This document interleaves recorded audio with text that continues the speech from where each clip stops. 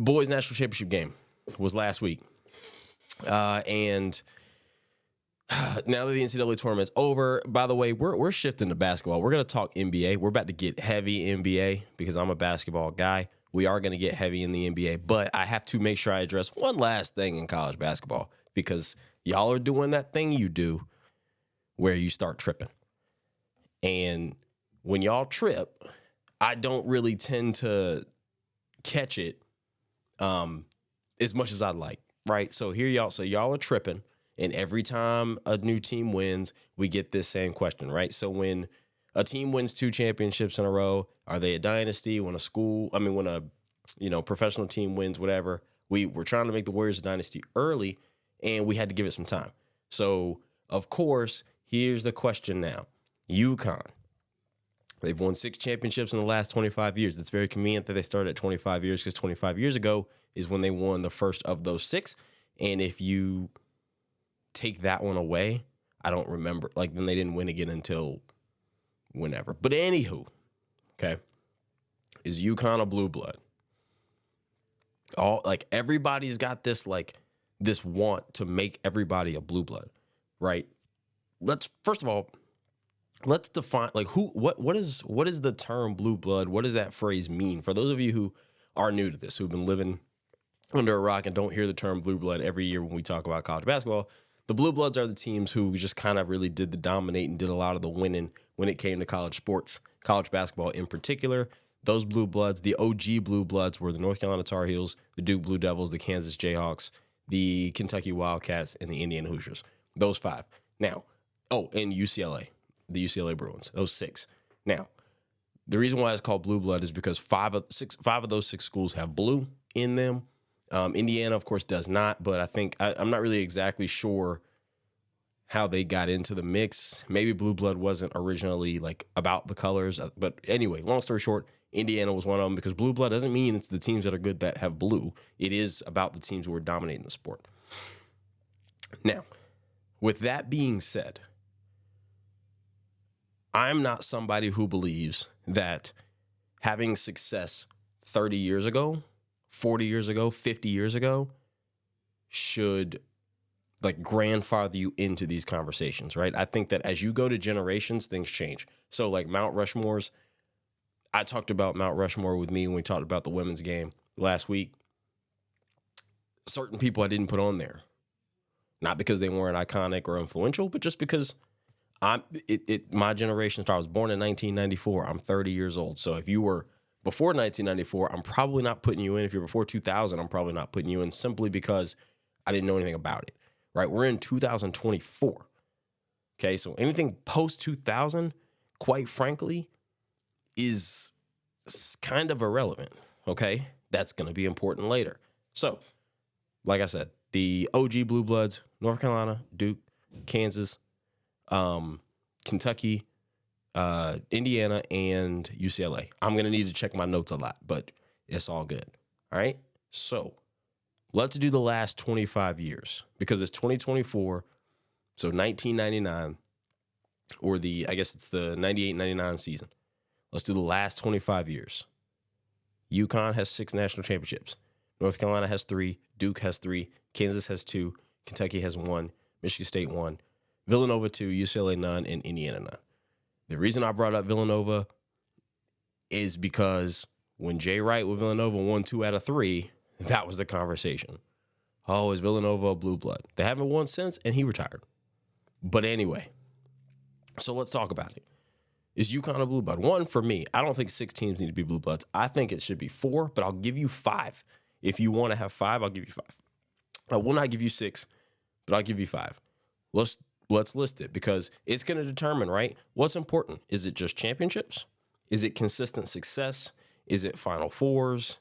Is it win percentage? So if you make the Final Four this amount of times, how many times do you win? So the combination of both, right? You can determine what it is that's important to you, but I'll give you all the data, okay? So in the last 25 years, let's start with UConn because they're the talk of the town. UConn has 6 national championships in the last 25 years. UConn has 9 years of the last 25 years where they didn't make the tournament at all. Okay. UConn then has 7 years. So 7 years where they made the tournament but didn't win. So 7 of the last, I want to say that's 16. 10. They didn't make it out of the first weekend. Okay. So in 25 years, you have 6 championships.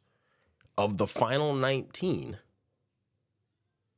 16 of them, you didn't make it out the first weekend. 9 of them, you didn't even make it to the tournament at all. All right. So, but in that stretch, though, they also have 7 Final Fours. So when they do make it out the first weekend, they tend to make the Final Four. Okay. North Carolina, 3 championships, 5 years where they didn't make the tournament. By the way, one of these years, we're really doing 24 years because one of those years was the COVID year where there was no tournament. So, you got to, right? So anyway, 5 years, no tournament. 5 years, they didn't make it out the first weekend. 7 Final Fours. Duke, 3 championships. Only 2 years they didn't make the tournament. 6 years they didn't make it out the first weekend. So at least to the Sweet 16, 6 Final Fours. Kansas, 2 championships. Only 1 year they didn't make it, and that was the COVID year. So really, there's no years that they didn't make it. 9 years, though, where they didn't make it out of the first round, or out of the first weekend, excuse me. But they also have 6 Final Fours. Kentucky, 1 championship in the last 25 years. 4 years where they just didn't make the tournament, and 9 years where they didn't make it out of the first weekend, and 4 Final Fours. Villanova, 2 championships, 9 years where they didn't make the tournament. 7 years where they didn't make it out of the first round, and 4 Final Fours. A very similar stat line to UConn. Only UConn has 3 more Final Fours and 4 more championships. And then lastly, Michigan State, who I put up there because I wanted to show you, like when you lay the stuff out side by side and you line it up and you see the similarities in some people's resumes, you start to be like, oh man, no one ever really talks about Michigan State. Michigan State has a championship. 1 year, only 1 year they didn't make it. Again, that was the COVID year. But they have 11 years where they didn't make it out of the first weekend. But they also have 7 Final Fours. So them in North Carolina and UConn are tied for the most Final Fours, but they also have the most years when they made it of not making it out the first weekend. So it's really about, they also are tied for the most years of not making it. No, I lied, sorry. They also are tied with the least amount of years of not making it at all, which is 0 with Kansas. So take out the championship. So in 25 seasons, okay, if you take out the 7 years that they didn't make it out of the first weekend, so you cut that down, you take that 7 out, and you take out however many years that they didn't make the tournament at all. So for UConn, of 25 years, 16 of them, they didn't make it. They weren't relevant. When I say like relevant to winning a championship, of the 25 years, UConn only had 9 seasons in which they were actual championship contenders. In those 9 seasons, they made the Final Four 7 times. They won 6 championships. North Carolina had 5 years, didn't make it, 5 years where they didn't make it out the first weekend. So they had 10 seasons of the 25, so 40% of not being championship relevant. So 15 out of 25, though, they had a shot. Of that 15, they made 7 Final Fours, so 50% hit rate, it's a little less. 3 rings, 3 championships. Okay? Now, what I tell you guys before, it's hard to win these.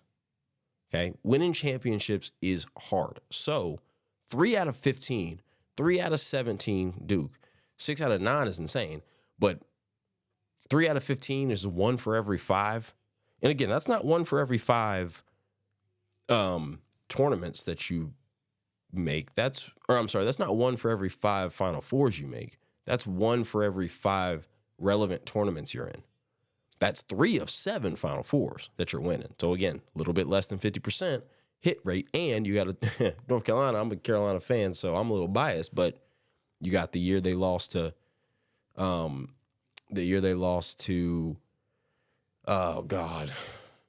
Villanova off the buzzer beater. right? The year they lost, I think that was the year Carmelo and them won 2008. I thought they had the best team. And they had the year Kendall Marshall got hurt. I thought they also had the best team. But anyway, I digress. That's why it's hard, because you can have the best team, but the best team, as I told you guys before, the best team doesn't always win. Okay? So anyway, then you got Duke. They only had 2 years where they didn't make it, and they had 6 years where they were knocked out of the first weekend. So that's 8. So they got 17 out of 25. And of that 17, they won 3 chips, and they made the Final Four 6 times. Kansas was 15 out of 25, 2 rings out of 15, 6 Final Fours. Kentucky, 12 out of 25. So now we're starting to dwindle a little bit. This is under a 50% hit rate as far as relevancy of actual chance to win a championship in the NCAA tournament. 12 out of 25. 1 out of 12 championships. I think they won in 2012. And 4 Final Fours. Okay? Michigan State, 13 out of 25. I apologize if you hear my chair creaking. 13 out of 25 for Michigan State. Of those 13, they got 1 ring. They made 7 Final Fours. And then Villanova, who goes back to the low end like UConn, they only had 9 years of the last 25 that they've made a legitimate push to win. In those 9 years, they won 2 rings, and they went to 4 Final Fours. So if you want to do this based on Final Four hit rate, right? Okay, what Final Fours? Coaches get a lot of credit for Final Fours. Programs get a lot for Final Fours. Of the relevant years, okay, UConn, 7 out of 9. North Carolina, 7 out of 15. Duke, 6 out of 17. Kansas, 6 out of 15. Kentucky, 4 out of 12. Michigan State, 7 out of 13. And Villanova, 4 out of 9. So if you're doing it based on that metric, and again, I've given you 7 teams. I believe there should only be 4, but I will give you 5. If you do it off of that metric, Final Four hit rate, when you're there, how often you make the Final Four, you would take Kentucky out because that's 1/3. And you would take, you'd probably take Villanova out because everybody else has at least 6 Final Fours. So Kentucky and Villanova are the 2. Well, even though Villanova's made it 9 times, and 4 out of 9 is a little less than 50%, everybody else has 6. UConn 7, Carolina 7, Duke 6, Kansas 6, Michigan State 6, while Kentucky and Nova only have 4. So if you want to do it based on Final Four hit rate, you take Kentucky out, you take Villanova out, and your Blue Bloods would be UConn, North Carolina, Duke, Kansas, Michigan State. Okay, well, that don't sound right. Now do it. Okay, well, let's do it just solely based on championships. Okay, well, UConn's got 6. Duke and Carolina have 3. Kansas has 2. Villanova has 2. You would take Kentucky and Michigan State out. Okay, so you have UConn, North Carolina, Duke, Kansas, and Villanova would be your 6. Maybe that sounds a little bit more. More like on par, right? Notice the common theme here. Both times, the team we've knocked out here is Kentucky. Over the last 25 years, sure, they've been relevant. Sure, they have high recruiting classes, but that doesn't make you a blue blood. Wins, results make you a blue blood. Anyway, let's keep going. What if we say we have to take percentages here. It can't be all or nothing. We need consistent greatness. We can't have either you're way up here or you're nothing. Okay? Well, Villanova and UConn, because they've only made 9 out of 25. Again, their hit rate is remarkable. If in 9 years, if you make it out the first weekend, you make it to the Final Four, basically. And when you make it to the Final Four, you basically win it all. That's a super high percentage hit rate for Final Fours and championships and how they correlate. But you went 9 out of 25. What is that math? 9 divided by 25, what's that? 9 times 4, that's 36%. Right? So if you're doing it based on, well, you have to show consistent success. Making the tournament's just not enough. You have to make sure that you're in the Sweet 16 and beyond. Consistent success. UConn and Villanova knockoff. Now you got North Carolina, Duke, Kentucky, Kansas, Michigan State.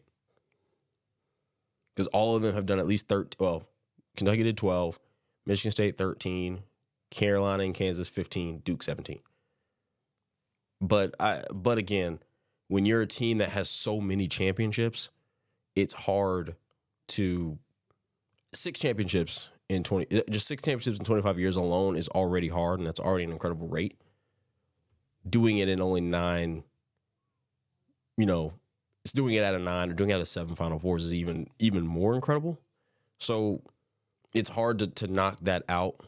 But if you did that 5, like I was talking about, Michigan State, Kentucky, Kansas, Duke, North Carolina, and you had to put UConn in because of their championships, you would knock out either Kentucky or Michigan State. Probably Kentucky, because Michigan State has them beat in every category. They have the same amount of championships. Michigan State has 1 more appearance past the Sweet 16. Michigan State has 3 more Final Fours. So once again, on that metric, you knock out Kentucky. Do you see where I'm? This isn't even really where I'm going here, but it's a broader conversation to have. I think that the conversation should not be so rooted in, is UConn a blue blood? The conversation should probably be rooted in who's not anymore, right? And then if you want to do the last metric, which is just simply championships to Final Fours, how many championships you've won. Like when you get to the Final Four, how often do you close the deal? Okay, well, UConn's 6 for 7. North Carolina's 3 for 7. Duke's 3 for 6. Kansas is 2 for 6. Kentucky's 1 for 4. Michigan State's 1 for 7. Villanova's 2 for 4. If you do it that way, you got Kentucky, Carolina, Duke, Kansas, Nova, with Kentucky and Michigan State still out. Now again, I'm only going off the last 25 years. By the way, if you look at this list, of the last 25 years, you've got 6, 9, 12, 14, 15, 16, 18 of the last 25 champions are right here on this list. So I don't want to hear, oh, well, what about, because I don't care about the one time that this one school, no. You know what I'm saying? Like, I already gave Michigan State in here just 1 because of how many Final Fours they got. But 18 of the last 25 champions are from 6 schools. So I would like to do blue bloods in generations. Once 2000 comes, these numbers change a little bit, right? Because that takes a championship away from UConn. Well, now they're 5 out of 9 with 6 Final Fours, right? How does that change things? Right? But anyway, you get my point. The point is, the conversation should not be is UConn a blue blood? The conversation should be who is not. And by every metric that I've given you, by breaking down the numbers, I got it right here in front of me. There is Michigan State, Kentucky, and Villanova seem to be the 3 that are always okay. UNC, Duke, Kansas, and UConn tend to be the 4, and then of the 1, you're sprinkling Kentucky, Michigan State, Villanova, and honestly, they all have a chance. If I had to pick my blue bloods of 2025, of the last 25 years of this generation, 1999 to 2024, my blue bloods would be UConn, North Carolina, Duke, Kansas, Michigan State. That's it. That's what it would be. That would be the 5. I think that Kentucky doesn't win enough, right? And again, this doesn't mean these aren't good programs. But being a blue blood is about more than how many guys I send to the Final Four. In Villanova's case, you can't become a blue blood because of a 3-year period, right? It takes more than that. Michigan State's case, you can't become a blue blood just because you're always in the tournament. You gotta win, right? So those are the 3 that I always get, but I would probably choose Michigan State over Kentucky and over Villanova because they do have a higher hit rate as far as making it past the Sweet 16. They have just as many championships as Kentucky and more final. They almost have the same amount of Final Fours as Kentucky and Villanova combined, right? They're 1 short. So that I'd give the edge to Michigan State. 9 out of 25 is just not enough for Villanova. So it would really be for me between Michigan State and Kentucky, and they just have the only thing that Kentucky has over over Michigan State is Kentucky won 1 championship in 12 times past the Sweet 16, while Michigan State won 1 in 13. So the percentages, but so that's what I got. UConn, UNC, Duke, Kansas, Michigan State. That's what it is for me. Okay? You make the determination on what it means on what it is for you.